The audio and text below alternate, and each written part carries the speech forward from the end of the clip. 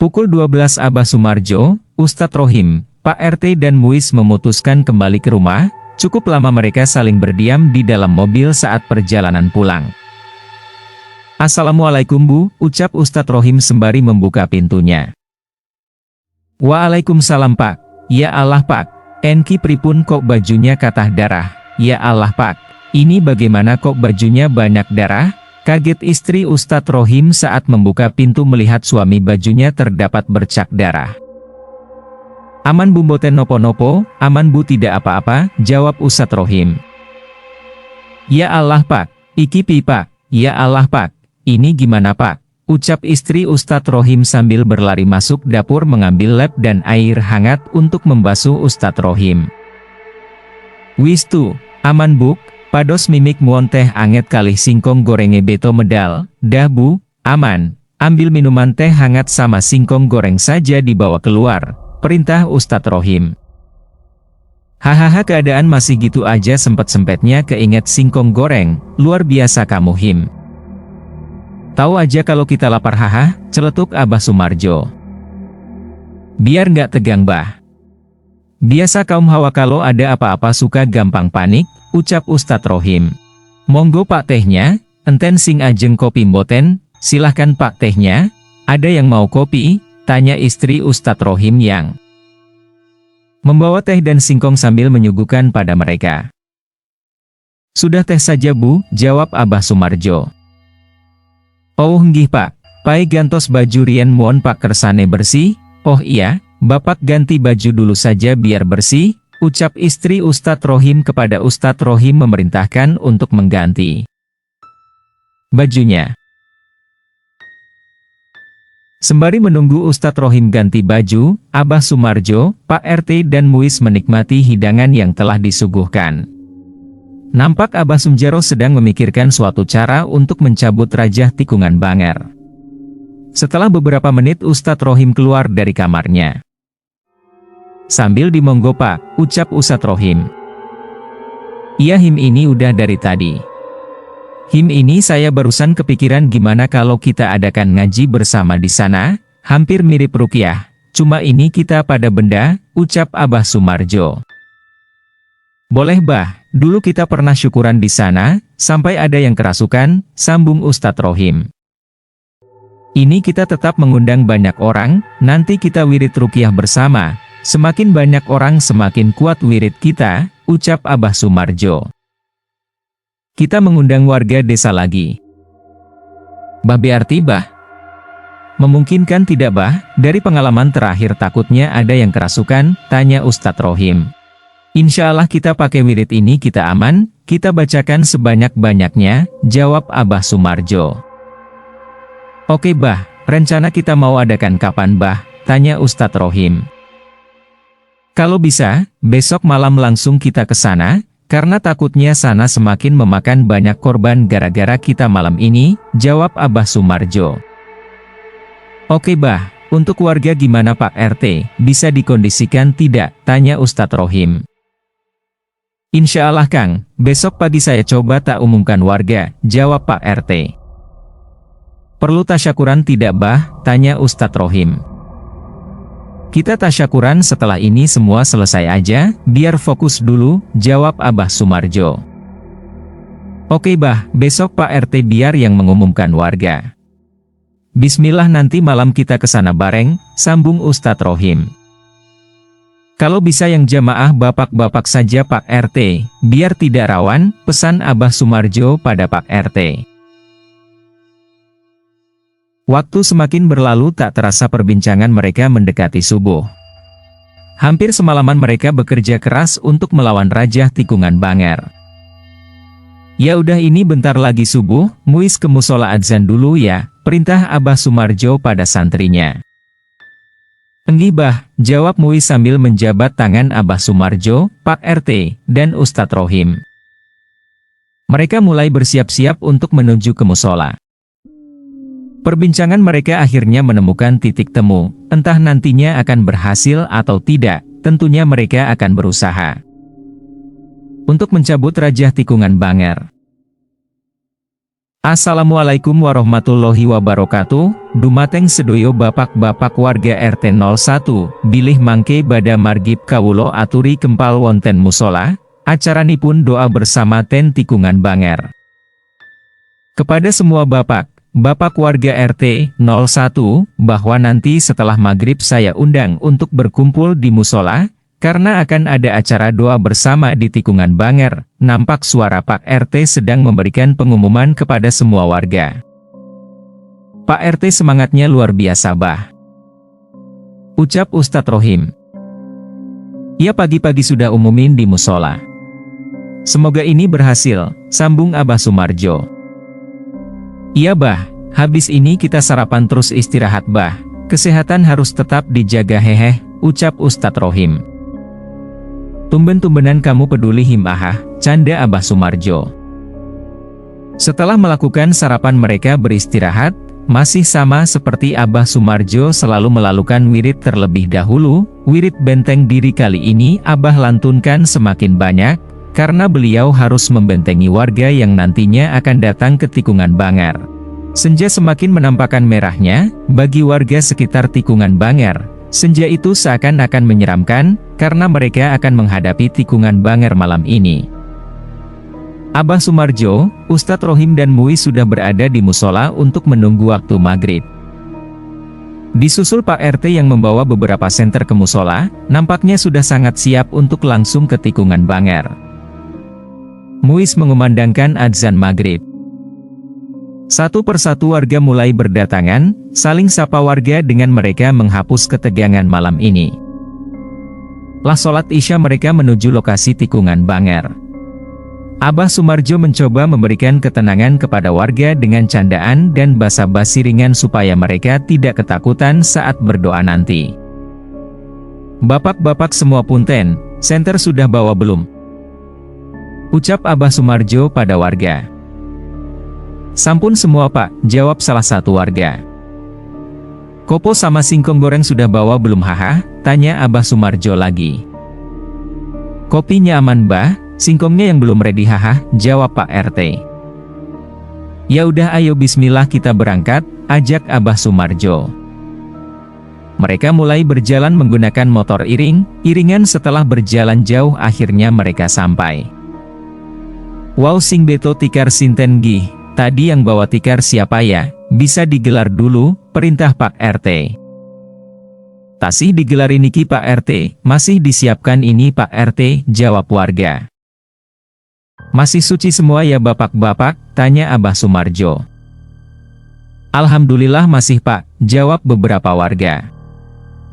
Abah Sumarjo mulai melakukan tawasul sebelum mulai wirid. Al-Fatihah, ucap Abah Sumarjo. Warga membaca Al-Fatihah bersama-sama. Wirid panjang dengan lafal yang sama. Mulai mereka lantunkan, lama dan sangat banyak jumlah yang mereka wiridkan. Beberapa warga mulai takut karena tiba-tiba angin datang sangat kencang. Astagfirullah Kang, iki angine bater tenan Kang, astagfirullah Kang ini anginnya kencang sekali Kang, bisik salah satu warga. Iyo jan ngeri banget. Wis pokoke dua wirid terus ojo mandek, bahaya, ia sangat mengerikan, sudah pokoknya kita wirid terus jangan sampai berhenti, bisik salah satu warga menjawab bisikan dari warga sebelahnya.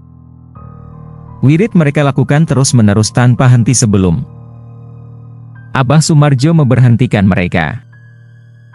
Namun di saat warga melakukan wirid dengan jumlah ke-1000, tiba-tiba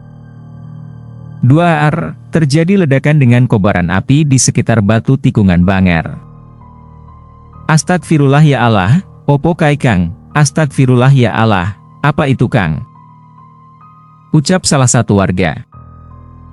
Bapak-bapak tetap tenang, jangan berhenti wirid semua fokus, jangan ada yang pikirannya kosong, peringat dari Abah Sumarjo. Dengan perasaan was-was warga tetap melanjutkan wiridnya. Namun terjadi lagi hingga lebih dari 3 kali ledakan terjadi. Di sekitar batu tikungan banger di mana lokasi tersebut tempat ditanamnya Raja Sunardi. Setelah beberapa jam warga melakukan wirid, Abah Sumarjo maju ke lokasi batu tersebut. Sepertinya Abah Sumarjo mengecek lokasi tersebut. Dan benar saja Abah Sumarjo mengambil bingkisan berisi kain kafan yang terlumur darah dan beberapa benda asing yang jarang mereka lihat. Alhamdulillah bapak-bapak ini raja yang tertanam di batu sudah diambil. Sepertinya ini yang menyebabkan sering terjadinya kecelakaan, suuzonnya. Ada seseorang yang sengaja memasang benda ini di sini, ucap Abah Sumarjo. Astagfirullah, pantas banyak kecelakaan aneh di sini, ucap salah satu warga. Bapak semua sekarang kita siap untuk kembali ke rumah, perintah Abah Sumarjo. Setelah selesai doa bersama mereka kembali ke rumah masing-masing. Tentunya malam ini akan menjadi perbincangan hangat di desa tersebut.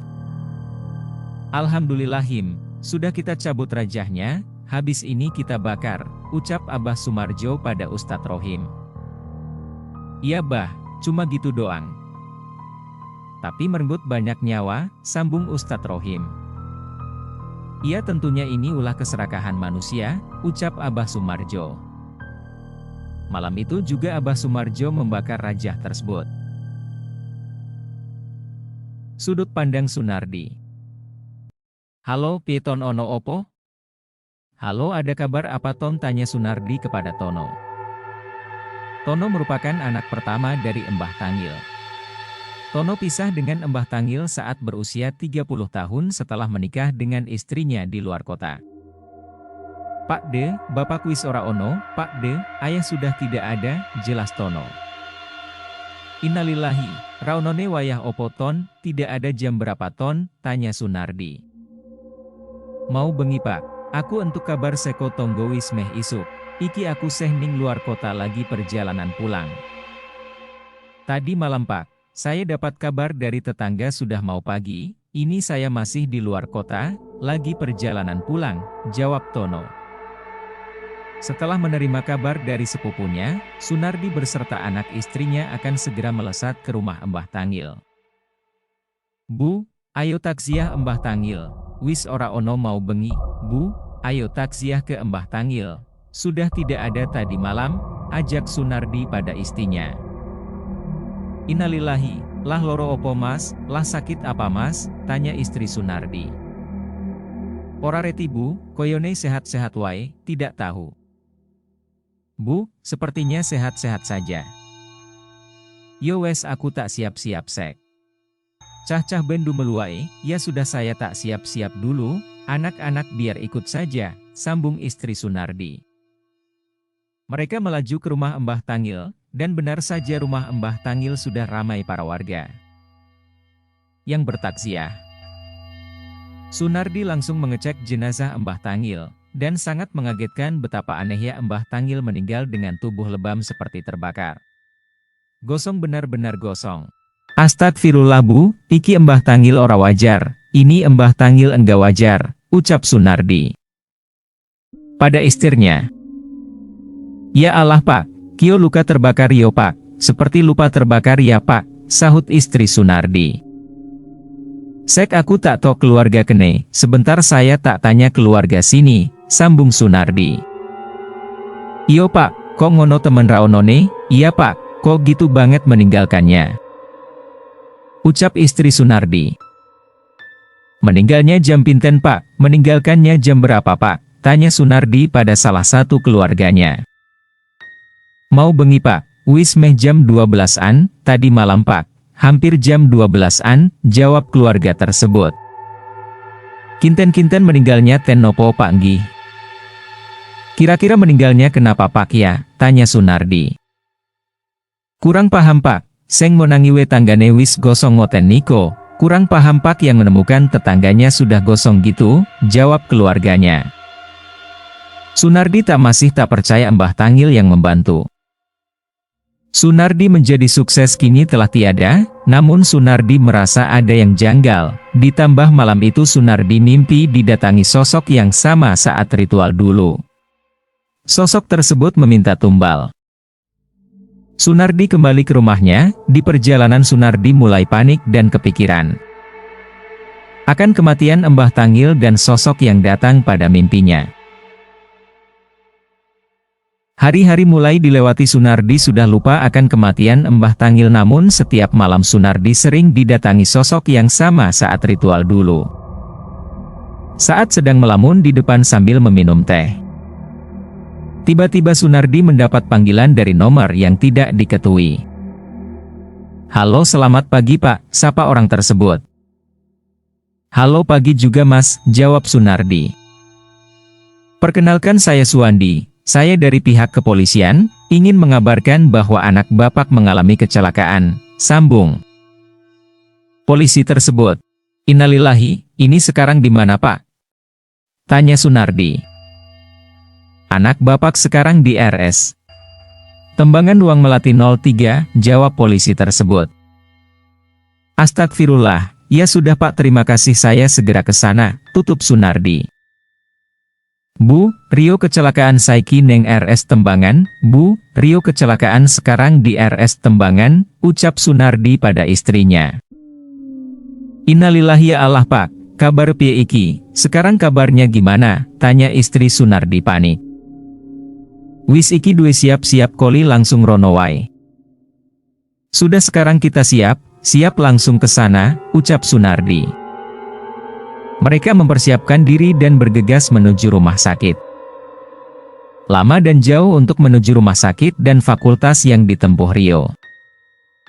Setelah beberapa jam akhirnya mereka sampai. Dan pemandang buruk kembali menerjang keluarga Sunardi, anak pertama yang dia sayang menghembuskan nafas terakhir karena pendarahan di bagian kepala. Darah keluar tanpa henti di bagian hidung dan telinga. Lemas dan histeris keluarga Sunardi memuncak di rumah sakit Tembagan. Tangisan istri Sunardi tak henti, beberapa kali tak sadarkan diri terjadi di rumah sakit Tembangan. Sunardi benar-benar tak percaya akan kejadian yang menimpanya. Belum genap 7 hari Mbah Tangil pergi, sekarang anaknya yang pergi meninggalkannya. Duka, benar-benar duka bagi keluarga Sunardi. Di setiap lamunannya Sunardi selalu terfikirkan mimpi buruk yang sering mendatangi Sunardi. "Opo iki gara dua raja sing aku tanam yo, apa ini gara-gara raja yang saya tanam yo," batin Sunardi di lamunannya. Istri Sunardi menjadi sosok ibu yang sensitif dan kurus. Istri Sunardi sering melamun, menangis secara tiba-tiba, menjerit histeris, dan kadang mencoba nekat untuk bunuh diri. Pikir Sunardi ini karena depresi setelah pertamanya meninggal. Genap 7 hari Rio meninggalkan keluarga, namun istri Sunardi semakin bersikap aneh, tekadnya untuk mengakhiri hidupnya sering dia lakukan. "Bu, seh opo koe, Bu, sedang apa kamu?" tanya Sunardi. Sunardi memergoki istrinya ingin melompat ke dalam sumur, namun berhasil digagalkan Sunardi. Hampir setiap hari istri Sunardi melakukan hal bodoh. Sunardi pergi untuk mencari orang pintar, untuk mengobati istrinya yang depresi. "Punten Mbah, mau minta tolong, ini istri saya jadi seperti ini semenjak ditinggal anaknya," tanya Sunardi di rumah orang pintar yang ia percayai. "Mohon maaf Bapak, saya tidak bisa membantu Bapak," tolak dukun tersebut. Sepertinya dukun itu tahu apa yang akan dia hadapi. "Kalau boleh tahu, istri saya kenapa Mbah?" tanya Sunardi. "Istri Bapak bukan depresi Pak, itu karena dapak dari Bapak yang melanggar janjinya," jawab dukun tersebut. "Janji Pak?" tanya Sunardi. "Benar, kamu lupa akan keserakahanmu, silahkan Bapak pergi dari rumah saya," usir dukun tersebut. Sunardi kembali pulang sampai larut malam. Setiap malam ia takut untuk tidur karena akan datang mimpi buruknya. Sampai akhirnya Sunardi terlelap tidur pula sampai pagi. Sunardi merasa aneh, baru malam ini Sunardi tidak menjumpai mimpi buruk yang dia temui setiap malamnya. Namun Sunardi merasa janggal, istri Sunardi yang tidur di sebelahnya sudah tidak ada di tempat. Sontak Sunardi pergi mencarinya. "Bu, koe neng endi, Bu, kamu di mana?" panggil Sunardi. Sunardi cari di setiap ruangan rumahnya namun tidak menemukan istrinya.